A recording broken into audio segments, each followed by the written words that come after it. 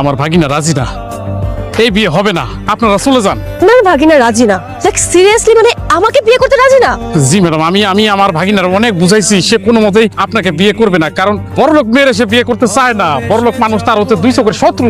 আমি আমির চৌধুরী, ঢাকা শহরে 101টা ছেলে লাইন ধরে আছে আমার মেয়েকে বিয়ে করার। সে কোথাকার জমিদার যে আমার মেয়েকে বিয়ে করতে চায় না? সে মা, আমি কোনো জমিদার না, আমি বস্তির সাধারণ এক ফিরু। আর তুমি খুব ভালো করে জানো যে আমি জমিদার সহ্য করতে পারি না, আমার ভালো লাগে না। আমি জমিদার করে বিয়ে করবো না। আমি শুনছি কি হেরা বড় লোক হলেও বলে মানুষ ভালো। মা, আমার এই বড় লোক মানুষ ভালো না খারাপ আমার শিখাইতেইছো না, আমি খুব ভালো করেই জানি। আর আমি বড় লোক ঘরে বিয়ে করবো না মানে করবো না, এটাই আমার ফাইনাল ডিসিশন। আরে বাবারে মাই, একবার দেখা লতি না, দেখাই না করে দিলি কে? আর বাবা, যেই জায়গায় আমি বিয়ে করবো না ওই জায়গায় দেখার তো কোনো প্রশ্নই আসে না। আপনি বিয়ের ব্যবস্থা করুন। আমি কিভাবে ব্যবস্থা করব? আমার ভাগিনা গরিব মেয়ে বিয়ে করতে চায়। তো প্রবলেম, আমি নিজে গরিব সাজবো, সমস্যা নেই। তুমি কি রান্না বান্না পারো? আমাকে অফিসের যত লোকের রান্না ওই তো সব করে, হাতের রান্না হ্যাভি স্বাদ মাশাআল্লাহ। বাহ বাহ, তাহলে তো খুব ভালো। বিয়ের দিনক্ষণ ফাইনাল করে ফেলি। তাহলে তো নিয়মের উল্টো হয়ে গেল।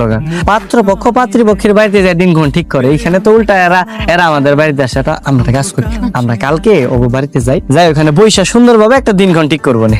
ঠিক আছে। আসসালামু আলাইকুম। আরে চলে আসছি।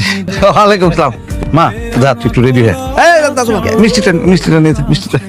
বাসা চিনে আসতে কষ্ট হয় নাই তো? না না, কোনো সমস্যা হয় নাই, ওই যে একটা টেম্পু নিয়ে সোজা আপনার বাড়িতে চলে আসছে।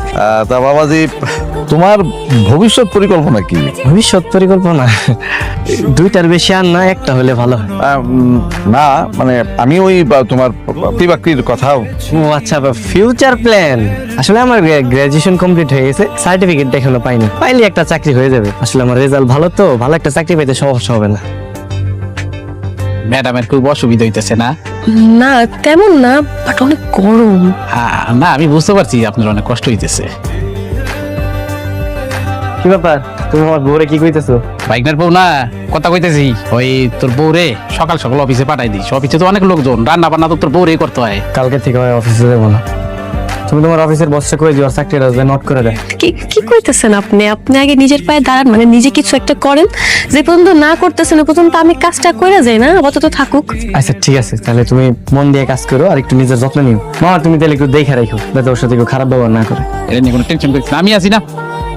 এখানে তোমার লেগে অনেক জিনিস আছে। এই যে আলতা, তোমার পায়ে মাঝে মাঝে সুন্দর করে নাইকা দিন, খুব ভালো লাগবে। এটা হইতেছে গিয়া কাচের চুড়ি। আমার তো আর সোনার চুড়ি দেওয়ার সামর্থ্য নাই, তাই তোমার কাচের চুড়ি দিলাম।